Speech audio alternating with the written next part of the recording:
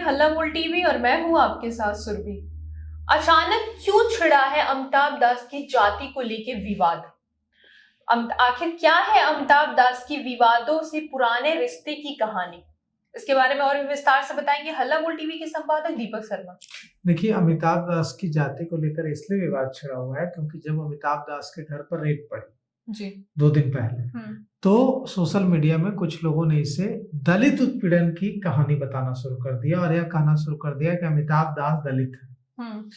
इसका दूसरे लोगों ने विरोध किया और अमिताभ दास को कोट करता हुआ लिखा कि अमिताभ दास दलित नहीं है, और जो लोग इसे दलित उत्पीड़न की घटना बता रहे हैं वे उन्हें अमिताभ दास के बारे में जानकारी तक नहीं है कि वे सवर्ण जाति से आते हैं, वे फॉरवर्ड है तथा कथित अगड़ी जाति से आते हैं, वे कायस्थ जाति से आते हैं और उनका दलित ओबीसी से कोई लेना देना नहीं है। और इसके सपोर्ट में इस बात को की पुष्टि के लिए अमिताभ दास का कोई एक इंटरव्यू भी शेयर किया जा रहा है जिसमें वे बता रहे हैं कि मैं दलितों की लड़ाई लड़ता हूं लेकिन दलित नहीं हूं, मैं कायस्थ जाति से आता हूं।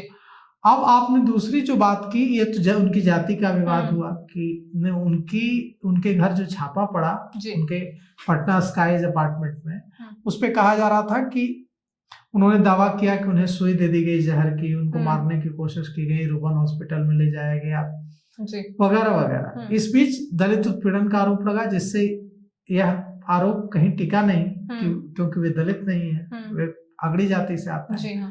दूसरी आपने जो बात की कि उनका विवादों से क्या रिश्ता है, तो विवादों से उनका बहुत पुराना और गहरा रिश्ता है।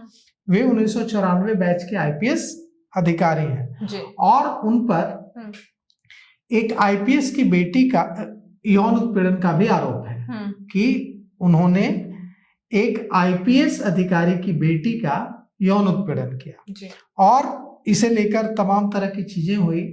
और उनके ये जो है अमिताभ दास मधुबनी के रहने वाले हैं, इनके पिता डिप्टी कलेक्टर थे, एडीएम थे और अमिताभ दास ने लहरियासराय से पढ़ाई की है, दरभंगा के लहरियासराय से, और इनके भाई बहन अमेरिका में रहते हैं। अमिताभ दास की पहली जो पोस्टिंग है वो 1997 में देवघर जिले में हुई है। बाद में वे कई जिलों में एसपी रहे, लखीसराय, किशनगंज, अरवल वगैरह, और उन पर अनुशासनहीनता के आरोप लगे और इसी वजह से वे एसपी के एसपी रह गए, कभी उन्हें प्रमोशन नहीं मिल पाया। उन पर यौन शोषण का आरोप लगा, अनुशासनहीनता का आरोप लगा, मानहानि का आरोप लगा और इन सब चीजों को लेकर उन्हें जबरन रिटायरमेंट दे दिया गया, जबरन वीआरएस दे दिया गया। और 2018 में जब उन्हें जबरन रिटायरमेंट फोर्स्ड वीआरएस जिसको कहते हैं, फोर्स्ड वीआरएस दिया गया, वॉलंटरी रिटायरमेंट स्कीम जिसको कहते हैं, तो जबरन रिटायरमेंट फोर्स्ड वीआरएस दिया गया। उस समय वे पुलिस अधीक्षक सहायक नागरिक सुरक्षा आयुक्त के पद पर तैनात थे।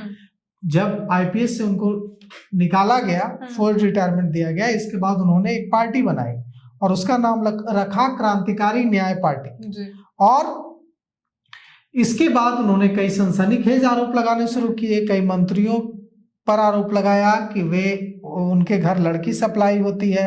अनंत सिंह पर आरोप लगाया कि अनंत सिंह उनकी सुपारी देकर हत्या करा सकते हैं। आनंद मोहन पर भी आरोप लगाया कि आनंद मोहन भी उनकी हत्या करवा सकते हैं।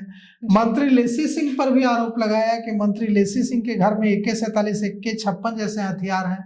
और अब अमिताभ दास इसलिए चर्चा में है, हमेशा सुर्खियों में रहने वाले अमिताभ दास एक बार फिर चर्चा में है क्योंकि उनके घर 2 दिन पहले रेड पड़ी है और उन्होंने सनसनीखेज आरोप लगा दिया कि उन्हें जहर की सुई दे दी गई रेड के दौरान, जिससे वे बीमार हो गए। अब देखिए, आगे हम उम्मीद करते हैं कि आगे कोई इस तरह का विवाद न हो, अमिताभ दास भी शांति से रहें और उनके मित्र, उनके जो आलोचक हैं वो भी शांति से रहें, क्योंकि अमिताभ दास और विवादों का बहुत पुराना रिश्ता है।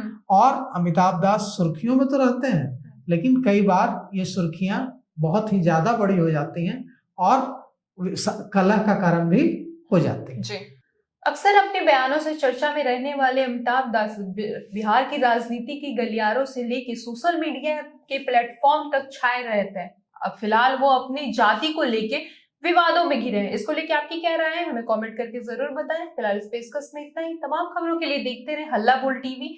धन्यवाद।